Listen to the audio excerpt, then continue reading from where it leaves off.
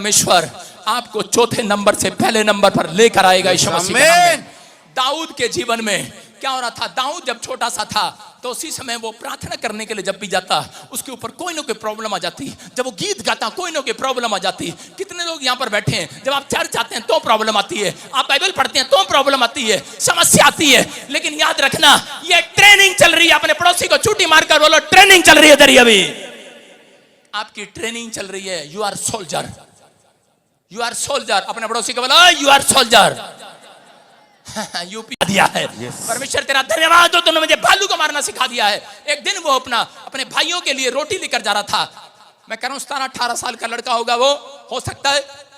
और वो रोटी लेकर जाना था। उसके भाई इजराइल के लोग फिलिस्तीनियों से लड़ रहे थे। लेकिन एक फिलिस्तीनियों के बीच में कह रहे एक फिलिस्तीनी आया और वो गोलियत नाम का एक व्यक्ति, वो बहुत लंबा और चौड़ा था। पूरी दुनिया के अंदर ऐसा कोई व्यक्ति नहीं था। और उसको देखकर इजराइली लोग झाड़ियों में छिप गए। और उसी समय जब उनका भाई दाऊद आया और उसने आकर कहा, कह रहा अरे क्या बात है, तुम क्यों डरे हुए हो, क्या बात है? बोलता है, कह रहा कि आज तो बड़ी तगड़ी परीक्षा आ गई है। वो बार बार ललकार रहा है, कह रहा यहोवा को मानने वाले बाहर निकलो।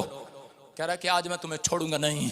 हो सकता है आज आपको शत्रु धमकी दे रहा हो सकता है आज आपको कह रहा कोई तुच्छ जान रहा हो, उसको धमकी दे रहा था, पूरे इजराइलियों को चेतावनी दे रहा था, चैलेंज कर रहा था। कोई आगे निकल कर नहीं आया। लेकिन दाऊद ने कहा, उसने कहा कौन है? उसके भाई ने कहा भालू जैसा एक खड़ा है आदमी और वो हमें डरा रहा है। उसी समय उसके अंदर याद आया।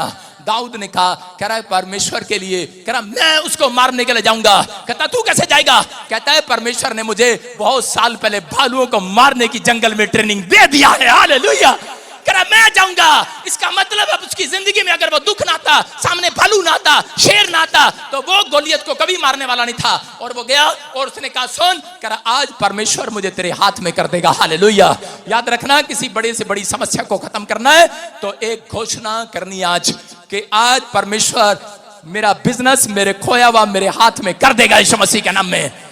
आज शत्रुओं को मेरे हाथ में कर देगा, उन बीमारियों को मेरे हाथ में कर देगा, वो चंगाई को मेरे हाथ में कर देगा। मैं कह रहा हूं आज मैं जय पाऊंगा यीशु मसीह के नाम में। और गोलियत को कह रहा उसने एक ही गुलेल से निशाने से उसको मार दिया। उसने निशाना लगाया और सीधा गोलियत के सिर पे लगा और वो मर गया, ठेर हो गया वो। मैं कह रहा हूं कि आज आप निशाना लगाते हैं, चंगाई के लिए डॉक्टर ढूंढते हैं, निशाना नहीं लगता।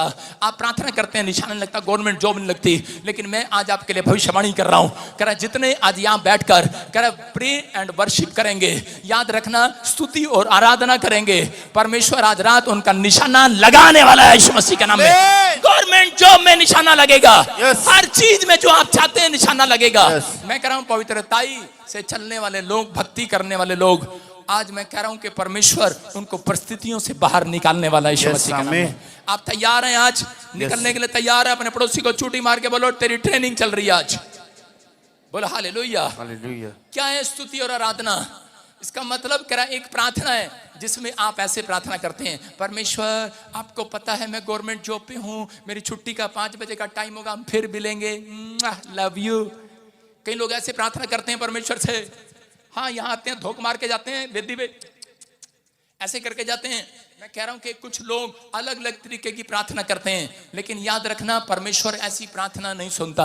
परमेश्वर के सामने कहता है कि यहाँ पर बाइबल बताती है कि योशापात नाम का एक व्यक्ति था।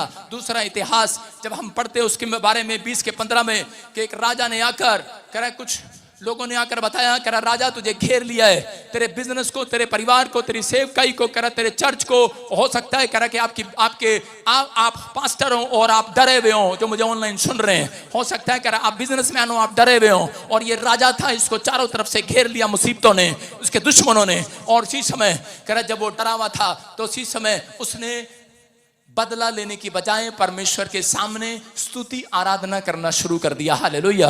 उसने उपवास प्रार्थना कराया और इकट्ठे होकर बैठ गए। उसी समय उसके 17 में, इसी के 20 के 17 में लिखा, कह रहा यहाँ पर देखो क्या लिखा, कह रहा इस लड़ाई में तुझे लड़ना ना होगा। कौन आया? कह रहा है उसी समय एक आदमी आया, वो नबी था, प्रॉफिट था, और आकर बोलने लगा योशापात मत डर, कह रहा इस लड़ाई में तुझे लड़ना ना होगा। कह रहा यरूशलेम में ठहरे रहना, सीक्रेट देकर गया। मैं आज इस वचन को इसलिए बता रहा हूं कि जिन लोगों ने आज तक नहीं पता, उनको 15 साल हो गए प्रार्थना करते, जो मुझे ऑनलाइन सुन रहे हैं, आपका बिजनेस चलता है फिर ठप हो जाता है, चलता है ठप हो जाता है। आप काम करते हैं फिर ठप हो जाते हैं, 5 आता है 10 चला जाता है।